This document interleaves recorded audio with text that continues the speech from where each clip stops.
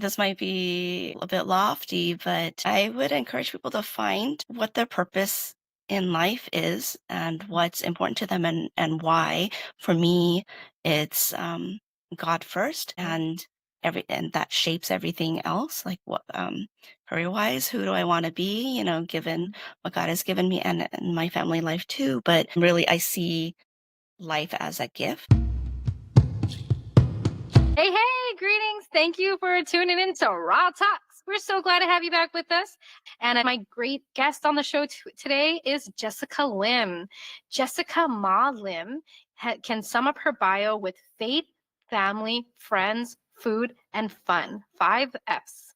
She's a Christian woman active in her church and community, a public health professional, a wife, mother of 2 incredible kiddos, a huge foodie, and someone whose default answer to opportunities is yes, hence her reason for agreeing to this podcast. Despite having a graduate degree from Harvard, she often struggles with imposter syndrome and ambivalence about climbing the corporate career ladder. She's currently very happy with her role as a principal program manager and an awesome health equity team. In recent years, she's been feeling the effects of aging, an autoimmune disease called Hashimoto's, a family history of cancer, and a host of other health issues. She treasures her friends and is always looking forward to the next good meal. She counts her blessings and acknowledges that they're all from God. Wow. What a really humbling story to start this conversation with, Jessica. Thank you so much for being on the show. It's a pleasure to have you. Before we begin, I'd love to know, what are you looking forward to in our conversation today? I'm interested or looking forward to however it flows. I'm a pretty open person and I enjoy speaking to you. So open to whatever this hour or half hour has to bring. Look at that. You just added another favorite F to your 5 list, going with the flow. I love that. It's so cool. Okay. So I like to lighten it up a little bit, as listeners know, to before we dive into like the meaty taboo topics that we mentioned and that we love covering because they're so impactful. So before we dive into the big heavy stuff, let's start it up with a lighter question. So I'm going to pick, what are you most passionate about? There's so many things, so that's hard to answer. I think if you were to look at my social media, or most people would assume that it's food and my kids. Hmm. But there are a lot of other things too. The people that I spend time with, the international students that I'm actively volunteering with, my friends and extended family. So there's a lot. Absolutely. No, that makes total sense. And tell me more about these international students that you work with. Okay. So it started when I met my husband, probably. So I've always had an interest in um, cultural diversity, and I spent my high school years volunteering with Mhm. a young nonprofit where we were trying to close the cultural divide, especially after the Watts riots in the early Mhm. 90s. And Mhm. then when I met my husband, he was an international student that went from Malaysia to Canada to the UK. And Wow. he was actually volunteering with international students in Britain. And Mhm. when we got married, we started, or we served together at something called the Globe Cafe, where we brought international students together on a weekly basis to have tea and to chat and work on English and just to help them get through um, acclimating to the new environment, things like that. Yeah. And then after we got married in the UK, and when we came to the Oh, US, we found a church that was also young and open to new ideas, and so we suggested that we start something like that here in Torrance, California, where we live now. yeah. And it's been about 20 years, and we've been doing Wow. this every week, where we gather students for either chatting or an activity or just a space for them to make friends and also to find some sense of home by connecting with other families here in the US and being invited to someone's house for a meal, or just things that you wouldn't Mhm. necessarily get if you're an international student in the US. Well, that makes so much sense.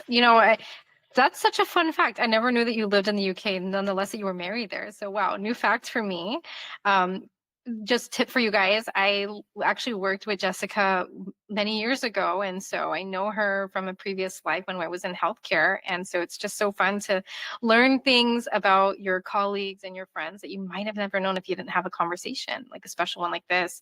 And it sounds like this is really close to your heart, Jessica. Like, and I realize that, working with these students, I can hear the passion in your voice for wanting to serve. And it sounds like it's so connected to what you do now, like being so close to your church community and everything. What really got you interested in this specific sector, working specifically with international students?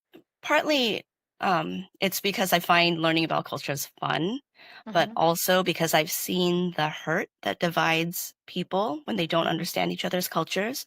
Hmm. But another main reason is that I know a lot of students coming to the US are from countries where they might not get the freedom to really explore Absolutely. religion and thoughts. And so Hmm. having this international student group based out of our church, it gives us a lot of leeway and just opening and opportunities to introduce students to um, Christianity or the Bible if they're interested. We don't force it upon anyone, but we know Hmm. that a lot of them come from countries where it's not allowed. So we figure during this Wow. brief period while they're in the US, they have that opportunity to learn for themselves. Wow, that sounds amazing. Just giving access to people that they didn't have access of, like in their home countries, as you mentioned. That sounds amazing. And I heard you even say that part of what fueled your passion for this work is that you know what the hurt feels like. Could you explain a little bit more about what you mean by that? Was that something you experienced personally, or you've just seen through people that you know? Would love to hear more about your take on that. Yeah, I think when it hit home the hardest was during the Watts riots in the early 90s. Mhm. Living in LA, I remember that everything came to a standstill during the school day because there were news reports about how the riots were moving in LA, and the wondering if it's going to hit us, about the stores being looted, people on rooftops with guns. And I think a lot Mhm. of it, well, it did start with race, started between white cops and um, black suspects. But then because it was in LA with a lot of Asian store owners, especially the Mhm. Korean community and a Mhm. lot of the black population, then it became about other cultures distrusting each other too. Mhm. And I met someone who actually was at Harvard as a student who originated down in my area, and Mhm. she watched from a distance and was heartbroken and got funds to start a summer nonprofit for kids to teach them at an early age about um, cultural differences, how we can respect each other, how we Wow. can use English as a common language to communicate more clearly. So we Mhm. even worked on things like that, how we could hear past accents to Wow. understand words from each other better. We taught them about political action and how they could start with simple movements in their home Mhm. city by writing letters, and um, Mhm. even things like keeping libraries open to keep people educated and learning. Yeah. And so, yeah, I had that great opportunity when I was in high school. And then Wow. since then, it branched into more things I could do with my college education and more nonprofits that I got exposed to. Wow, that sounds really amazing. And what a powerful experience to have from the time you're in high school when you're just, experiencing your youth and this age of discovery and learning more about yourself. And it sounds like a great opportunity to just learn more about what you could potentially do at a later point in your life. You've also experienced discrimination and like on all this topic about accents and the whole aspect of discrimination. I know there are so many women that can relate from like example, not just Asian, but Latinos or even people from the Black community. Just the way they speak certain words can be misinterpreted or misunderstood, or even leaving them feel like they're not heard and just ignored because they're struggling to just make a sentence sound like a proper English sounding sentence. I'm curious, what are some personal instances other than the Watts riot that you encountered, where you experienced discrimination or bias? And this can be even in your life personally or in your career, whichever way you want to take it. I'll leave that up to you. Yeah, so I think starting from an earlier age, something that a lot of, especially East Asians, go through is Mhm. sort of what you might consider a reverse discrimination or the model minority myth, where Mm, when I played into being a quiet, studious, obedient person, I mhm. was highly rewarded for that. I won citizenship awards in elementary school. Teachers thought I was great, but it was because I never said anything and I was very quiet. And it kept me in this mold because I was rewarded for it, that it made me, I think, it, in a way, box myself in. Even though I succeeded in academically, even till graduate school in my 20s, I was afraid to approach a teacher and to ask a question. I Wow. never raised my hand. If I started struggling in a class, I couldn't go to office hours. I was just so scared to talk because I always played a passive role in just absorbing what I'm told and then producing what I could the best way I could. So when it came time to do it a different way, I didn't know how. And I think Mhm, even in my career, that I'm slowly losing that. I'm coming out of that shell that I was mhm, in. But mhm. I think that's something about our society where it's seen as a good thing, but it's not helping us. But also, Yeah. as I get into public health, I see how um, when you assume that there are just or good things about a culture, you neglect looking at the areas that need help and you don't provide that help. And so I can get to a whole other tangent Yeah. about disaggregated data amongst Asian and Pacific Islanders when where a lot of problems are hidden because of the way we've done things. And I think it starts from a Yeah. good place where you want to praise a particular culture for, um, Yeah. you know, being hardworking, keeping your head down, and just doing what you're supposed to do. Wow. When you're speaking about that, I was like literally making this connection, like two magnets coming together without any hesitation. And that magnet for me is like this Asian culture that you're talking about and Latino culture.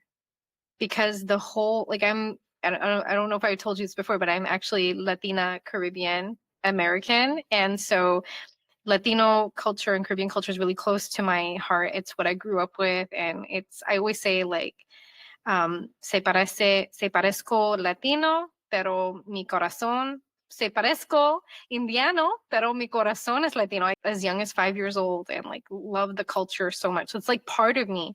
And when you were saying that, it reminds me of those people I grew up with and what I learned about Latino culture. It's, as you mentioned, hardworking, keep your head down, stay quiet, respect your elders, don't speak up, don't speak out against somebody because it's considered disrespectful. Like this is heavy culture of respect and especially for like women, it's all about being like holding like your modesty. And there's this term about like machismo, like how men have like a bigger like power than women. And we can go, as you mentioned, we can go like fully into it, right? But just to keep it at the border right now, there is so much connection between those two cultures and kind of what you're told growing up how to be. And I love how you created that visual for us about like I kept myself in this mold because I was rewarded for it. And as you're looking to understand, well, how do I use this in the world outside of academia? And it's like, well, can I really use it? And how do I decide when I'm going to turn it off or amplify it and kind of adjust? Like it sounds like it was just a really unknown space for you. Am I hearing that correct? Yeah, it is. And then and I do see it as discriminatory as I get older and I'm in the workspace now. I think because I am quieter by nature, or by maybe not nature, but by experience and by Mhm, practice, mhm, it's a lot easier to pass me up for a raise or promotion or mhm, whatever at a time when mhm, other people are fighting more loudly for it. I keep mhm, hoping that the my work stands for itself. mhm, But when you have other people who are in their culture a lot more aggressive, and they mhm, will um, fight loudly for it, they're the ones who are mhm, going to get it because they know I'm not likely to fight back. Once a decision mhm, has been made, I might be upset, but I'm more likely to like hold it in Mm, and let it happen. mhm, And so that's something my husband points out to me in my career. Sometimes I see it, and sometimes I don't see it until he points it out. mhm. But yeah, so it has resulted in discrimination. While I was praised for it, I could see the negative effects now. And how has that impacted you? Because it sounds like it's a lot going on internally for you. Like as you're mentioning that, people will fight for it, and even if I feel my work can stand on its own, it's just a hope. But because my voice is not attached to my work, it's less likely that I'm getting promoted. So, I mean, just hearing you say like I can get upset about it, but I'm not going to fight for it once a decision has been made. I'm just wondering what's going on inside of Jessica as that happened to you, and how did you process all of that for yourself? I think it leads to a lot of introspection and asking why it happens and what it is about me and if I need to change. But one of the things that I've been realizing in my adult years, and I'm actually reading a book called Humility through my church small group that relates to this. I think a lot of times the reason I get angry is that I compare my situation to other people. Mm, And I think anytime you're comparing yourself, even if you're coming out on top, it doesn't lead to joy mhm, necessarily. It makes mhm. you feel trapped in this race, you know? Yeah, And when I realize that, I try to step back and it's not about my position relative to someone else, you know, yeah. that I have to reframe it and ask what is it that I want and need for my life, and then what next steps would I take. But when it comes to the career struggle, though, I mean, sometimes advancing might not be what's best for my family and the time that I have for my kids and my community and other things that I'm doing outside of work. And so Mhm. it's a question of how much do I want work to be my life, and some yeah, and I realize that I don't want work to be my life. So, um, yeah, That makes a so lot of sense. And yeah, I've made peace with some of it. I love that. So, two big things that you said that you're like, how much of my life do I want it to be work? And I've made peace with some of that. That really hit me hard in the heart when you said that. But it sounds like you're almost in this place where you're content with the way things are. And it also sounds like you're learning to evolve into this new Jessica. Like this is what I've learned growing up. It's part of my culture, and I'm assuming this here, right? So correct me where I'm wrong. I'm just connecting the pieces. So it's like this is, Jessica learned this growing up. It's part of my culture. My faith taps into it some too. But now I'm giving myself the permission to choose how much of it I'm going to use at any given time and when I'm going to change it up and spice it up a bit and really build up my voice and stand up for myself, not letting my work stand on its own. And it sounds like you're evolving to that version of you. Am I hearing that correctly? And am I on the right track, or am I? Let me know where I'm deviating because I don't want to create something that's not correct for you and No, your path. I think the way you worded it is right. Yeah, and I think as I evolve too, it's never a finished process. And Mm, even as I learn lessons, I can easily slip back to my previous mindset and need yeah. to relearn it. So yeah, life is about growth, and when you stop growing, you die, right? Yeah, totally. I relate with that as well. And it makes sense because you have to keep focusing on getting to this next better version of you. It doesn't stop. As you mentioned, like once you hit stagnation and you're like, okay, I'm comfortable here, then those, things that you learned growing up, they kind of creep back up on you and like, well, you were comfortable a little bit lower on that lower level. So why don't you come back down a little bit? And then it kind of makes you like reverse what you've done, so to speak. And so sometimes that can be beneficial, but sometimes it can take like it can backfire in a way that you then have to climb back up again. But actually, I should have been careful with my words because even if you do come back down, it doesn't mean it's a negative thing. It just means that's an opportunity for you to build yourself back up again. And sometimes, I had a conversation with another colleague earlier this year, and she was saying how my failures have taught me so many lessons about life, and I would never undo what has been done. You know, that I'm summarizing her words and using different words to create what she said, but that's essentially what she meant. And even if you do come back down from where you were, it's never a bad thing. It's always an opportunity. Maybe there's something more for you to learn in coming back down to where you build yourself up. And so I like how you said that. It's like I'm always growing, and as I'm evolving, I'm always growing. And I heard you even mentioned um, how you're trying to decide, when is it right for me to move up the ladder? And when is it time for me to say, you know what, I'm okay. Like, I don't need to move up. I don't have to climb up. And I know you even mentioned in your intro, you've expressed some ambivalence about climbing that corporate ladder. So I was wondering if we can kind of stay on that topic if you're comfortable. Um, Yeah, and, sure. and so, what can you tell us about this ambivalence and how it's affected your career aspirations? Let's start there. Yeah. So it's related to some of what we were talking about before, where I compare myself to where other people who start in a similar position as me, where have they gone in relation to, where I am now?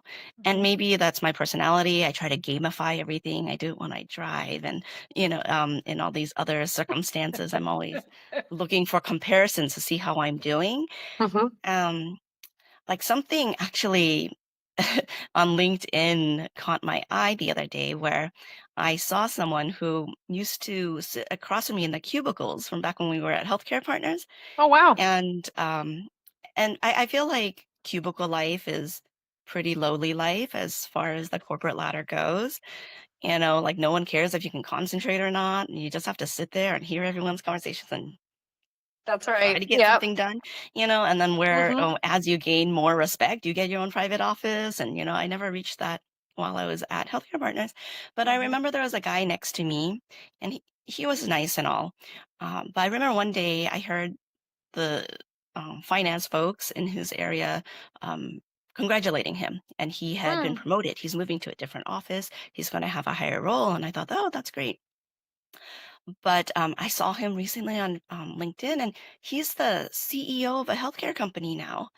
And Wow. I'm like, "We were the same, on the same lowly cubicle level not that long Mhm. ago. How did he get promoted every year and reach this level? Because I don't see myself ever becoming the CEO of a healthcare company." And so it made me think, why? Am Mhm. I limited in the way I view things? Is Mhm. it because he is a handsome, tall white man? Does he get more Mhm. opportunities than me Mhm. because of that? And, then I start digging into his credentials. I'm like, he has a bachelor's from a relatively unknown, like, college. And then here I am, like, I killed myself to get a graduate degree from Harvard. And I'm like 10 levels behind him. So, things, times like that where I'm like, how did that happen? But then it's like, do I want to advance either? So something else that happened to me recently, I was in a car accident and I had to take leave of absence from work for 5 weeks and Mhm. to do therapy and, Mhm. heal. And during that time, a couple of my colleagues who were my peers with the Mhm. same title as me on my team, two of them moved up during those few weeks that I was gone. So when I came back, Wow. my peers were, my superiors in a way. I didn't Mhm. have to report directly to, and they're still my friends. I'm really happy for them, and they deserve it.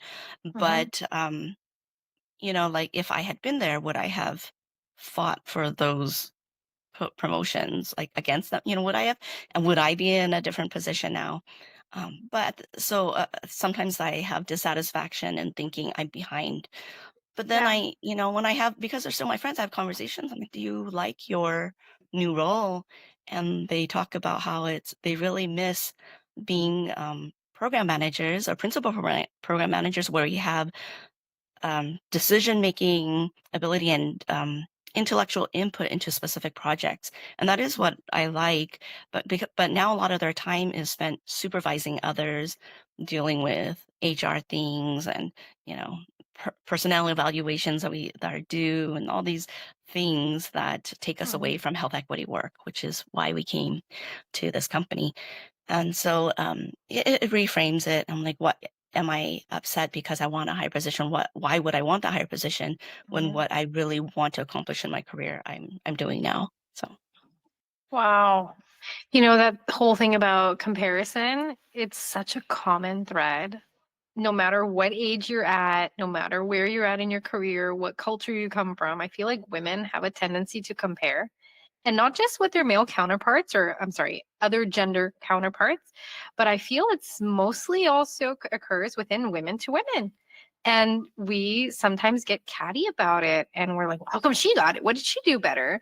Or maybe she was being favorites with the boss or something, or she's doing some like she did something else to get that project and I couldn't have gotten it because she did something behind my back. And so we're just coming up with like all these reasons like you were describing, right? Like, oh, he must have been this tall, handsome male. And oh, I even got into looking up his credentials. I'm like, oh, maybe I shouldn't even tell you what school I went to because it'd be a low level school. It's not a high level. You know what I'm saying? sorry if that came off offensive. It's all good. It's all good. I just want to throw a little joke in there. But it's so funny how, like, as you were describing your thoughts about why he got it, how come I didn't, and you're just comparing, it just sounded so real. And I even find myself in that trap too. Like, I feel like sometimes my biggest thing this year was like getting speaking engagements. And I would see people, more people get them than I would. And I'm like, oh, it's because they're from this top company or they have this title and they didn't even do that many. And like I'm like finding so many different reasons for why they got it, why I didn't, and why I deserve it and they don't. And so it's just I think sometimes, and I want to get your take on this, I feel sometimes is we do it to kind of comfort ourselves for why we didn't get that opportunity. And we're looking for reasons to feel better and not feel so bad about ourselves. But I'm curious, why do you feel you're comparing and then finding reasons to back up your initial assumptions about that comparison? Where do you think that comes from? I think it comes from being coming from a Chinese American immigrant family where it's we were told that you have to be the straight A plus student. You have to be, the top and the smartest. So when I hear about other people getting further along, I think, what did I do wrong? Should I have tried Mm, harder? Is there more that I could have done? mhm. Um, is there something wrong with my behavior or strategy that's keeping me held back? So yeah, it's the opposite. I don't find comfort in it. I find, if I'm going to dwell on it, I'm going to beat myself up. Ooh, that sounds really tough. So you find yourself beating yourself up for If I what dwell you on it. didn't do. If you I'm dwell on it. learning not to. Okay. I see. So what I meant by the comfort thing, it's like we find reasonings to justify why the other person got it so we can feel good and like move on. I think that's kind of from what I experienced, but thank you so much for sharing that. And to end on that note for the ambivalence part, I'm wondering, for other women who are going through the same thing, like having like mixed feelings about climbing the corporate ladder, just feeling like, oh my God, why do other people get it and I don't? What advice do you have for women like that or facing that similar situation that you've already faced? I think each person needs to ask themselves why it is that if they want to Mhm, climb, why do they want to climb that ladder? Is it for more money, more recognition, mhm, um, or whatever? I think for me, the question I try to bring myself back to is, um, why has God given me the gifts that He's given me? What can I do to maximize it? And it does it that mean I maximize it in the workplace? Because He also made me a wife, a daughter, a mother. So maybe I need to be looking elsewhere in ways where I can make the most of my gifts and abilities, and that helps me to reframe it. And then also, we had talked about earlier, and that's mhm. another branch of conversation that we could get into. But Yeah, I have experienced a lot of deaths in my life this year, yeah. and a phrase that keeps coming up is that tomorrow's not promised. And Mm. given that we don't know how long we're going to be here, um, will is that really the best thing for me to throw myself into my work and be a hot shot at work? Like, for if my life ends here, is that really what I want? at the end of my life? And usually the answer to that for me, and I've heard from other people, is no. Yeah. So yeah, it changes the conversation in my head. Absolutely. That makes complete sense. And just like you were saying, tomorrow's not promised. I mean, it's something you have to ask yourself almost every moment, right? Like not just every day, but before you even take a decision. If tomorrow's not promised, is this the best decision I should be making right now? Because as you mentioned earlier in your bio, like you tend to say yes to everything, every opportunity, right? And so it's like, should I even be saying yes to this opportunity? Is this going to be one of the last opportunities that I'm comfortable saying yes to? I think that's something we all should be asking ourselves. And it provides so much perspective in that moment itself, because then you're giving yourself that chance to process and recalibrate if needed before you decide on whatever it is that you're going to do. And, I know we're coming up on the end of our time together, but I wanted to touch on one more thing, if that's okay with you, that you just mentioned about experiencing a lot of debts this year. And that's really a heavy topic. So I'm going to ask you later, can we do a part 2 to really focus on that one? Sure. But um, just like as a quick wrap up, in terms of the debts that you've experienced and this car accident that you mentioned earlier, and dealing with this autoimmune disease, and that's not the only thing that's Jessica's dealing with. You're even a wife, as you mentioned, a caregiver and a mother. How do you like, what did you learn, first of all, experiencing these losses of your loved ones, and how has that shaped your perspective on how you live your life this year? I think one of the things that surprised me as I attended many celebrations of life or memorial services this year Mhm. is that you can impact people in ways that you had no idea of. So, for example, one of the people who passed away was one of my college advisors in Mhm. my church fellowship during my UCLA years. Mhm. And while we spent a lot of time together during those very formative years. Since then, he moved to Houston, and I moved all over the place, actually, the UK, Boston, here. But obviously, well, we just weren't in the same place. Yeah. But in the celebration of life ceremony I went to, where a lot of us were in that position, like we were very close 20 years ago, but not necessarily in between.